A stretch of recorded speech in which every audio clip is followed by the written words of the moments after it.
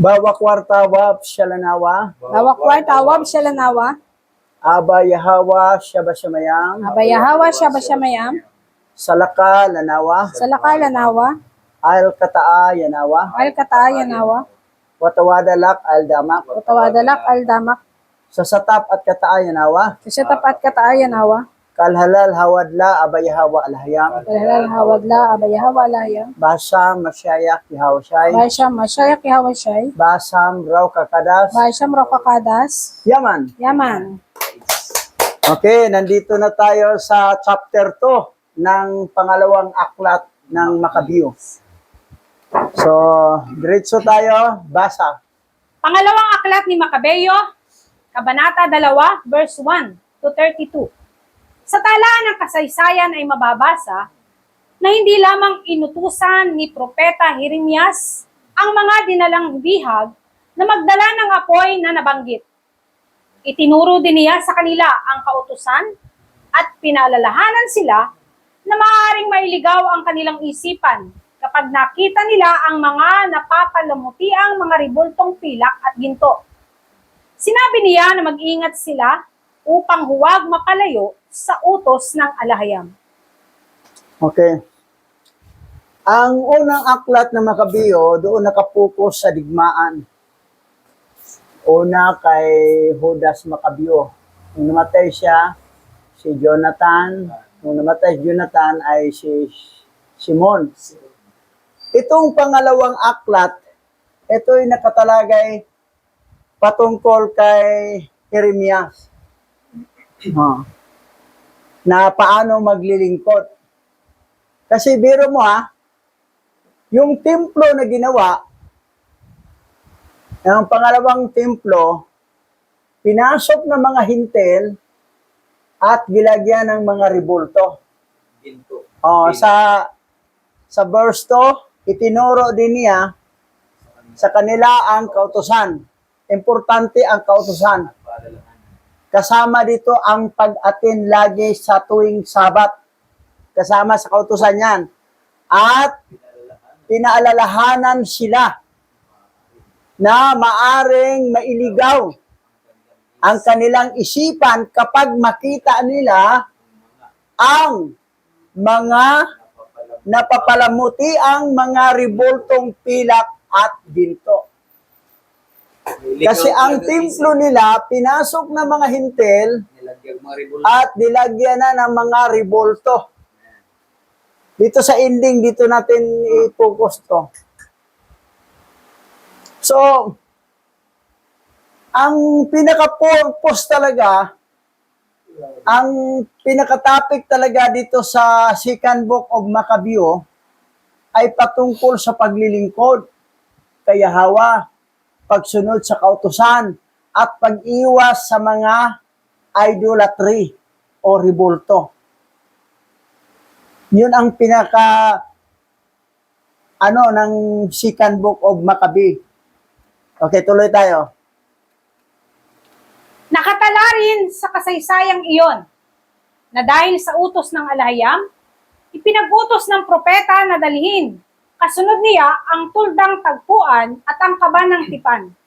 Pagkatapos, humiwalay siya at umakyat sa bundok na inakyat ni Moises upang matanaw ang lupang pangako. Sa bundok ay nakakita si Jeremias ng isang yungib at doon niya dinala ang tolda, ang kaba ng tipan at ang altar na sunugan ng insenso. Tinakpan niya ang yungib matapos maipasok ang mga dala niya. May ilan siyang kasamahan na nagtangkang sumunod sa kanya para tandaan ang landas na kanyang dinaanan. Ngunit hindi nila matuntun iyon. Ang kaba ng tipan, ang tolda na tagpuanan nila, at ang kaba ng tipan ay yung dinala, yung panahon ni Moses doon sa bundok, at ni Jeremias dinala doon sa yungib. Sa yungib doon tinago. Ang kaba ng tipan ay may dalawang nakaharap na bulaklak. Pero yung dinuktor ng mga hintil ng Vatican Canon Law Ginawang anghel. ay pinalitanan ng dalawang anghel na Cherubim. kirubim na may 4 na pakpak. Para ang tao magsamba sa anghel. Dahil itong mga hintil ay mga anak sila ng mga anghel na nagkasala o anghel na binagsak ni Abay Hawa sa lupa, Naging mga the fallen satanas. angel, na naging mga satanas. Ang kabanatipan, pinalitan nilang anghel para tuloy-tuloy ang pagsamba sa mga anghel. Pero ang original talaga, ang totoong kabanatipan, ang pinagawa ni Yahweh, utos niya doon kay Moses, ay 2 bulaklak na magkaharap, hindi 2 kirubim na anghel. Na yun ang ginawa ng mga simbahan ni Satanas ngayon, simbahan ng mga fallen angel, na may mga revolto. Para may reason sila mabasa sa Bible eh. Sa Bible yun, dinoktor. Ganon ka-corrupt, ganon ang panglilinglang ng mga lahi ng mga fallen angel para ang mga lahi ng mga binhi ni Hawa ay makasamba tuloy sa mali o kay Satanas. At yun ang mission natin, na kailangan hanapin ang mga nawawalang tribo sa sambayanan ni Israel. Kasama na yung mga hintil na mga elect na mga binhi ni Hawa. Hindi kasama ang mga hintil na binhi ng mga nahulog na anghel. Dahil kailanman, di talaga sila maniwala kay Abay Hawa. Tatanggi talaga sila. Kasi hindi yan ang tatay nila eh. Si Abay Hawa eh. Ang tatay nila, fallen angel na Satanas, doon talaga sila pupanik sa tatay nila. Kasi blood is thicker than water. Na kahit anong paliwanag mo, didipatihin ka pa nila. Ipaglaban nila ang Bible na 66 book, na ang nakalagay doon mga pangalan ay pangalan ng fallen angel. Ang dami-daming sinasamba nila, si Jehovah, si Yahweh, si Lord, si Elohim, si Diyos. Ang dami. Tapos si Amen. Lahat ay mga fallen angel, lahat yan, na mga Satanas. Dahil ang Bible na 66 book ay fallen angel Bible or satanic Bible. At yan ang kinikilala halos ng lahat ng tao sa buong mundo. That's why ang Christianity ay kulto. Mas hindi pa kulto ang Islam. Kasi ang Quran at saka yung original Hebrew Tanakh scripture ay halos magkahawig ang teaching. Pero ang teaching ng mga fallen angel na 66 book na satanic Bible ay iba. Ang sinasamba, si Taning. Invented na pangalan. From Ito lang ha. Sinasamba pa nila ang bayot at saka tumboy. Si Maria, ginawa lang tumboy. Aba, Ginong Maria. Si Santa Claus, si Claus, ginawa lang bayot. Bakla, dahil Santa Claus. Dapat Santo Claus, hindi Santa Claus. Dapat Santa Claus? dapat si Maria Ginang Maria. Dapat Ginang Maria, hindi Ginoong Maria. Lalaki ang Ginoo, ang Ginang babae. Tapos ang Santa, babae, ang Santo, lalaki. Santa Claus coming to town. Darating si Bakla. Bakla pa naman si Haring King James. Bayot. Okay, tuloy tayo. Bayot. Nalaman ni Jeremias ang kanilang ginawa at nagalit siya. Sinabi niya, ang pook na iyon ay hindi ninyo dapat malaman hanggang hindi natitipong muli ng alahayam ang kanyang mga lingkod at hanggang sila'y hindi niya kinahahabagan. Kapag sila'y natipo na, saka pa lamang niya iyon ipapaalam at ang kalawalhatian ni Yahweh ay makikita sa alapaap tulad sa kapanahunan ni Moises. At gaya din noong manalangin si Solomon, at hilingin niyang dakilain at pabanalin ng alahayam ang dakong iyon. Oh. Ang kabanatipan ay tinago Tinago ni doon sa yung yungib. Hinahanap yung iba, nagagalit si Jeremias. Jeremias. Dahil lilitaw lang yan, makuha lang yan, napagkaisa na kapag tipo, matipo na lahat sa last days na si Yahawa ay makikita sa alapaap. Si Yahawa na akala na si King Yahawa siya babalik. Ang Yahawa siya doon, yung bilang tao siya. Pero nabuhay siya magmuli, pagbalik na hindi na Yahawa siya ang pangalan niya. Yahawa na. Yan lalabas ang makuha ang tinatawag na kabanatipan. Na pag makita, aba, bulaklak pala. Hindi, Rubin. Hindi pala dalawang anghel na kirubim. That's why ang mga printing dahil anong makita sa puro kabanatipan, dalawang anghel nga nagkaharap. Invented na rin nila yung Dahil ito, sinabi, tinatago doon sa yungib. At sa lalabas na niyan, kapag dumating na si Yahwa na magkikita sa lapaap at matitipo na lahat ang kanyang mga pinili.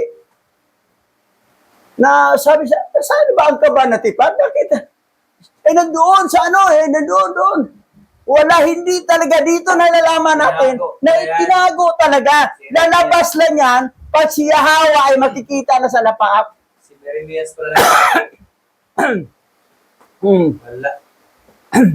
Sabi pa na may ibang pastor, nakita na daw sa Israel. Kung saan daw ipinako yung kanilang Jesus. Doon natin malaman ay dalawang bulaklak pala ang nakalagay. Ngayon, dahil hindi lalabas yan hanggat hindi babalik si Yahawa na makikita sa lapaap, last days yun. Sa pagtitipo na, nagsamantala itong Vatican Canon Law. Gumawa sila ng faking kaban na tipan na gilagyag mga dalawang dalawang anghel na kirubim para may katwiran silang gagawa ng mga rebulto.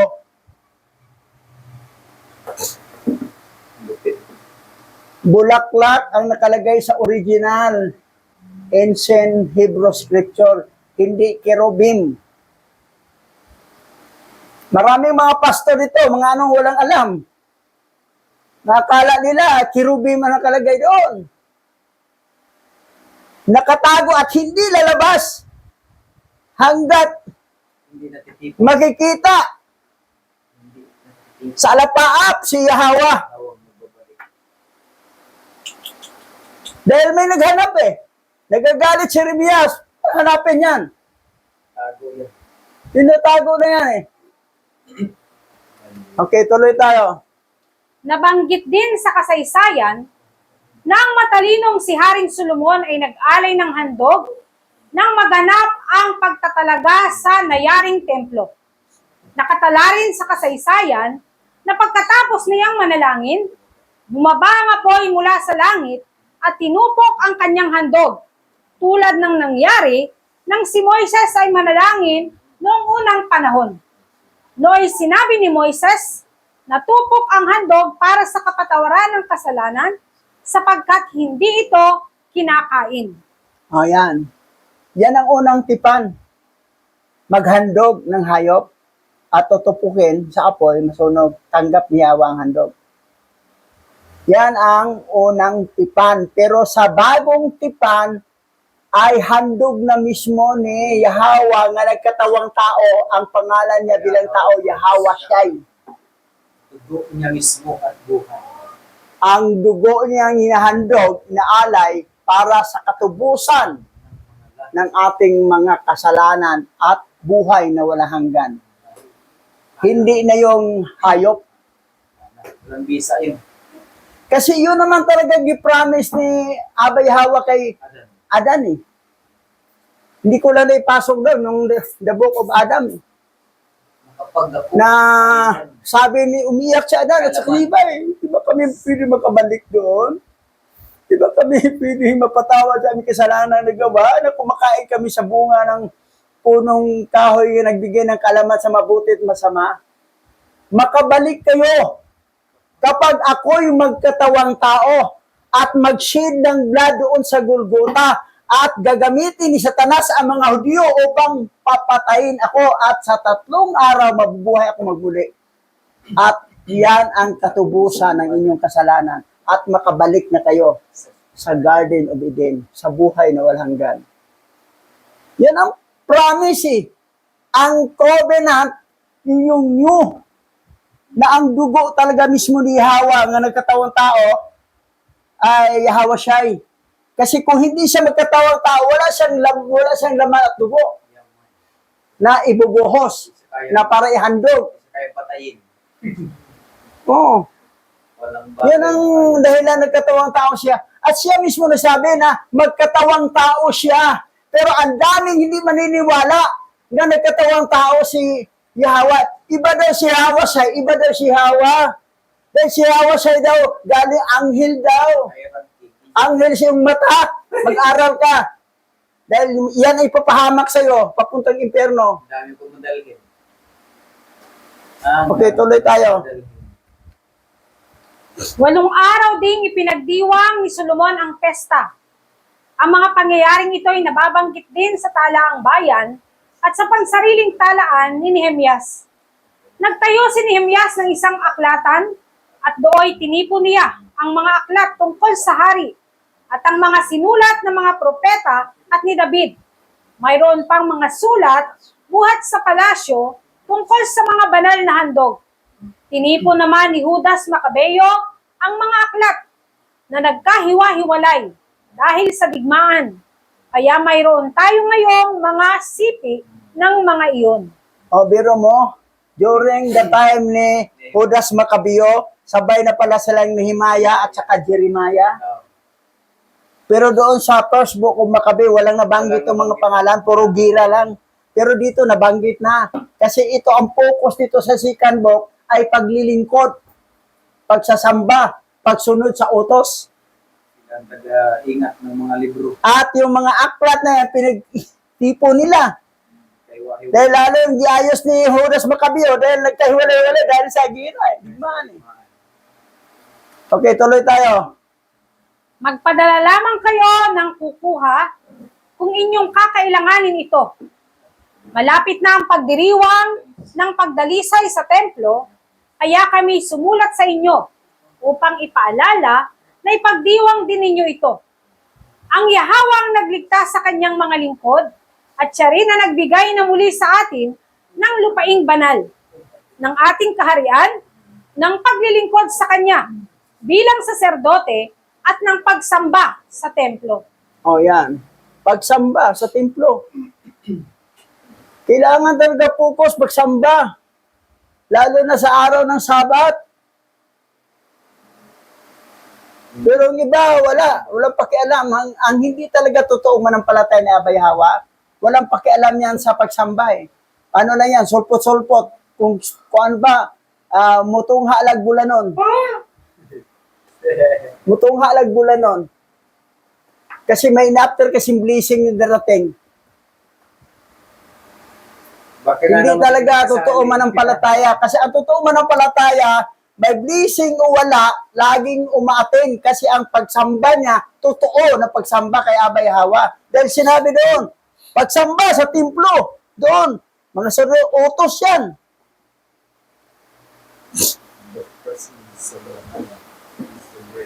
Alam ko itong mga huwad na to, hindi natin bilihag bahay yan. Ang sahod pa naman nila sa religious group, pag matapos na ang construction ng assembly hall, 1 taon pa mahigit yun. Trabahoin pa yun.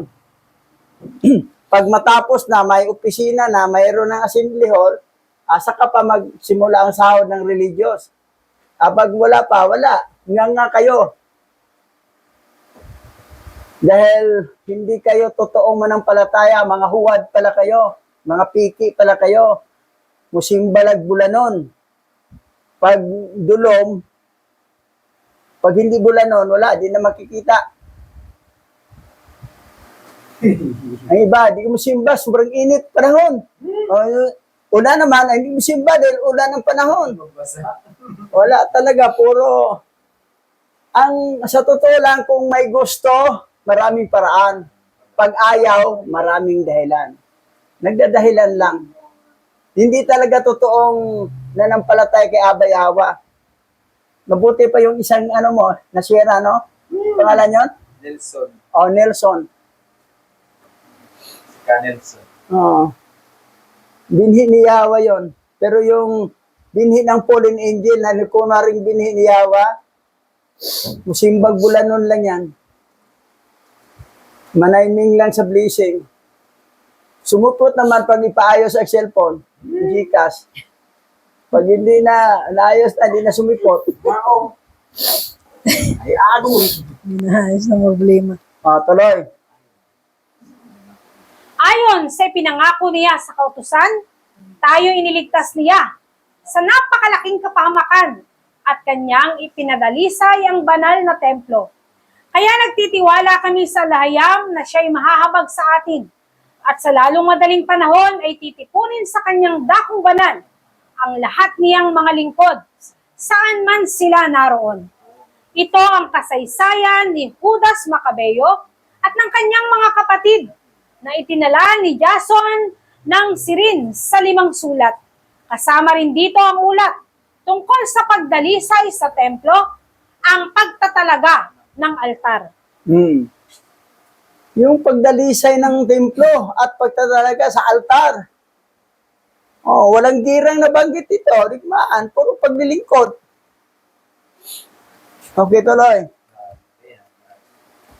Ang pakikibaka laban kay Antioco, Epiphanes at sa anak nitong si Eupator at ang pangitain ng kalangitan na nakita ng mga bayaning nagtanggol sa pananampalatayang Hudyo. Totoong iilan nga sila, subalit naagaw nila sa mga kaaway ang buong lupain at napalayas nila ang mga hintil. Nabawi nila ang templong naging bantog sa daigdig. Sila rin ang nagpalaya sa lungsod ng Jerusalem at nagpaalala tungkol sa mga kautusang halos hindi na sinusunod. Hindi pinagkait ni Yahweh ang kanyang tulong sa kanila. Biro mo, halos hindi sinusunod ang kautusan. Dahil naligaw na nga. Pinalalahanan sila ni Nehemiah. Pero pinalalahanan talaga. At tayo sa kapanahonan natin ngayon. Na yung paglilingkod, pagsunod sa kautusan. So yan. Ang isip nga pala talaga naligaw, Bishop. Oo. Ang isip. Makapagsan ako sa Sinabi na ni dapat. Nehemiah dahil maligaw ang isip niya. Oo. Maliligaw nga dahil yung revolto doon sa Ginto at templo pilak. na nakuha, nalagyan ng mga Ginto at pilak. iba-ibang mga revolto, may ginto, pilak. Grabe. Tuloy tayo. Napakahaba ng kasaysayang ito na sinulat ni Jason na sa kanyang 5 aklat. Ngunit sisikapin kong mailagay sa isa lamang aklat. Ang sino mang naghahangad umunawa ng kasaysayang ito ay lubhang mahihirapan dahil sa napakaraming pangyayaring iniuulat. Kaya't sisikapin kong ayusin upang hindi ito mahirap basahin at para madaling sauluhin ng sino mang nais magsaulo nito. Hindi magaang gampanan ang gawain ito. Nakakapagod ito at madalas kang puyat. Biro mo, Ganun 5 din aklat, Ganun din ginagawa niya, Bishop. 5 aklat, tapos ginawa lang isa, inaayos, para maintindihan. No? Ganun din ginagawa niya. Sobrang puyat ka talaga. Oo. Talaga hindi madaling gagawin. Nakakapagod talaga yan, no? Oo. Hindi talaga mahirap, madaling mag-ayos. Oo, Kasi yan ang eh. isip ang kalaban. Talagang kailangan nakapokus yung Oo. isip ko dyan. Pag nandiyan ang blessing, makatuwang kayo sa ano. Hiwa-hiwalay kasi. Oo. Hindi ba isa? At may isang opisina tayo doon. Ayusin, lalo ba rin? Okay, tuloy tayo. Katulad ko'y isang naghahanda ng malaking salo-salo, na nais dulutan ng kasiyahan ng lahat. Ngunit sa ikasisiya ng madla, handa ako magtiis ng hirap. Sa gagawin kong ito'y hindi ko sisikaping ilahad ang maliliit na sangkap ng salaysay ng unang sumulat, kundi iyon lamang buod ng mga pangyayari. Ang arkitekto'y nag-uukol ng pansin sa buong gusali, subalit binibigyang pansin lamang ng nagpapalamuti ang mga kailangang pagandahin. At ganito nga ang aking gagawin. Parang tulad sa isang architect na gawing bahay ng palamote, gano'n yung sa aklat na gagawin niya na parang madaling maintindihan.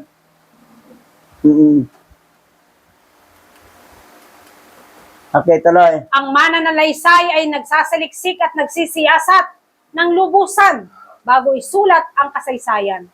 Ngunit ang naglalahad lamang ng buod ng isang kasaysayan ay dapat bigyang laya na paikliin ang salaysay. Ngayon nga'y magsisimula na ako. Sapat na ang pambungad na pananalitang ito, sapagkat hindi makatarungan na pahabain ang pasimula ng isang pinaikling kasaysayan. Paiksi lang ang introduction. Buod lang. Binuod niya. Pero si Makata ng Bayan, wala na introduction, wala na intro. Napanood niyo yun? Sinabi, yung Makata ng Bayan. So, binanggit dito, si Jason ang sulat paiksiin lang ang introduction, yung panimula. Para importante, maintindihan lahat. Yes. Kasi yung 5 aklat, gagawin lang niyang isang aklat para maintindihan, madaling ma-memorize. Ngayon, balik tayo sa verse 2. Balik tayo sa verse 2, basa. Itinuro din niya sa kanila ang kautusan at pinaalalahanan sila na maaaring mailigaw ang kanilang isipan kapag nakita nila ang mga napapalamutiang mga ribultong pilak at ginto. Sinabi niya na mag-ingat sila upang huwag mapalayo sa utos ng alahayam. Sinabi niya na mag-ingat sila upang huwag mapalayo sa utos ng alahayam. Kasi bakit? Sila na maaaring mailigaw ang kanilang isipan. Mailigaw ang isipan. Kapag makita nila ang mga napapalamuti ang mga ribultong pilak at ginto. Makakatanggal pala talaga ng focus yan. Ito. Nako. Ayun na. Yan, ribulto. Mga babae magaganda, babae, Santa. Satan yan Tingnan mo. Santa. Ayan na, Ribulto yung araw. nila. Araw yan. Araw. Samba sa araw. Yan, Araw yan Sun worshiper. Kasama pa yung cross. Yan, mga ribulto. Babae, Yan ang may ligaw ang isipan. Kasi ang templong pinagawa, yung second temple na ginawa ni Nehemiah at si Zorobabel, napasukan sa mga hintil, gilagyan ng mga ribulto. Yan. Kadaghanoy. Na, kinsa rin tinood. Ang dami mga ribulto. Kaya sinirso na nalibog yung odiha. Kinsa rin tinood, ikola na tinood diha. Kanatanan mga anghel na. Nalibog pa. Born again Christian Church. Natin. Ayan Tingnan mo. Ahas. Methodist design yan Christian born again. Ganyan mo simbahan ng Methodist yun. Pyramid style. May cross sa gitna. Fallen angel yan. Symbolic fallen angel. Tapos lagyan ng tila yung ahas. Babae yan Sabi ko kay Nestor, ay kay Nelson, babae yan yung cross. Santa Cruz. Nakarinig ka na ba Santo Cruz o Mario? Yan Santa Cruz yun. Yung diyan babae ang cross yung babae. Representative ng babae yan. Fallen angel, may pakpak, fallen angel. Cross. Babae. Pero pag yung cross niya, babae kasi santa Santa Cruz. Oh, yan. Walay Santo Cross. Pakpak. Si Isos. Mao. Oh, yan. Oh, pakpak. O, tingnan mo, may ahas. Dalawang ahas. Ginawa nilang ahas daw ang tinaas ni Moses. Hindi ahas. Porno. Hindi nagtaas si Moses ng ahas na tansong ahas. Sa original scripture, hindi ahas ang inutos ni Yahweh kay Moses na para gagaling yung mga nakagat ng ahas. Hindi ahas ang tinayo. Horno na tinaas, pinatong. At ganun din, si Yahweh siya, pinatong siya, parang horno, tinaas. Binitin sa punong kahoy na ang maniwala doon ay magkaroon ng kaligtasan. Oh, tingnan mo. Oh, di ba? Ganun, oh. Oh, parang cross din, oh, pakpak. Oh, yan. Fallen angel yan. Angel. Oh, basa. Exodus chapter 20 verse 3. Huwag ka magkakaroon ng ibang mga alahayam sa harap ko. Huwag magkaroon. Ibang alahayam, sarap niya.